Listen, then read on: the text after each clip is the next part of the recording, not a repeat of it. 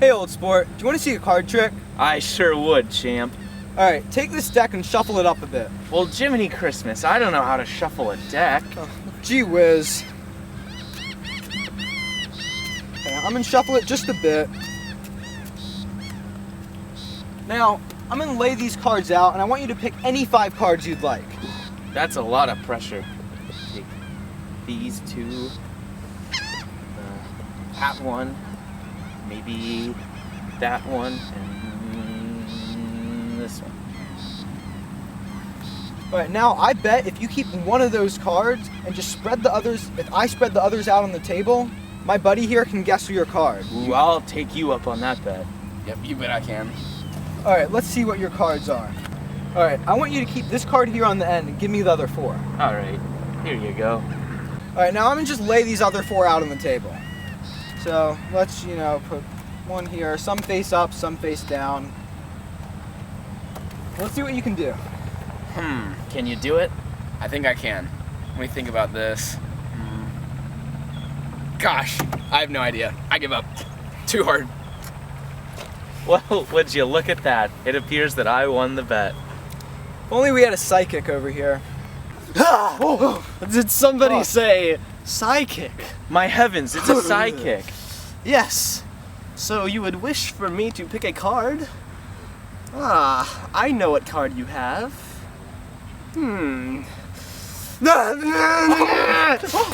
I see my grandfather.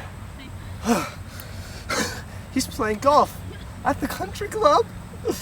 Oh, it's a very... it's par. It's par. It's par. 4! 4 of clubs.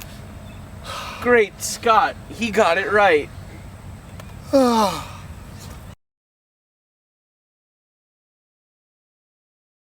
Okay, so here's how I knew the suit of the card. So let's say I pick 4 cards.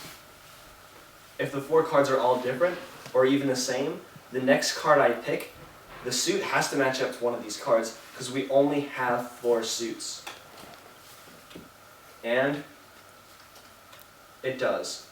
We have a 2 of clubs and a 4 of clubs already repeating. So if we have 5 cards and 4 suits, at least one suit has to be repeating. This is also known as the pigeonhole principle. So the way I knew the suit of the card that was hidden is we put the 2 of clubs on the very left. So I knew the 4 of clubs was a clubs.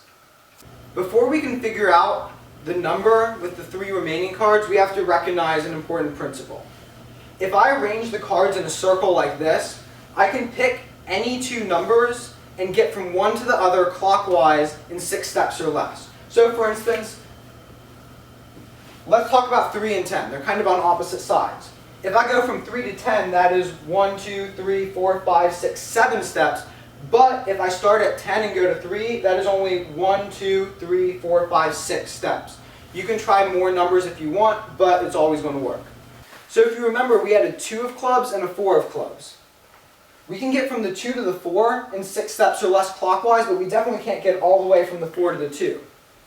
The suit card, what we put down first, is what we start the count at. So that's why the 2 needed to go down first, and the 4 needed to be the hidden card. Okay, so now we need to find some way to make 3 cards represent the number of spaces we want to move. We can do this by using 3-digit binary numbers and having cards facing down represent 0 and cards facing up representing 1.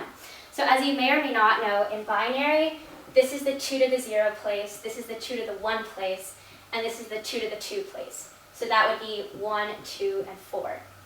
So in our specific example, we want to move 2 places from 2 to 4. So we're going to use this card configuration with the first card being face down, the second card being face up, and the third card being face down. Alright, so in conclusion, these were the 5 cards that were picked. I saw that we can count from 2 to 4, so I told him to hold on to the 4.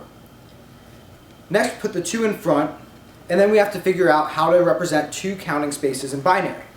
That happens to be 0, 1, 0, which is down, up, down. This is our arrangement. So get a partner or a psychic and see if you can impress some friends with this trick.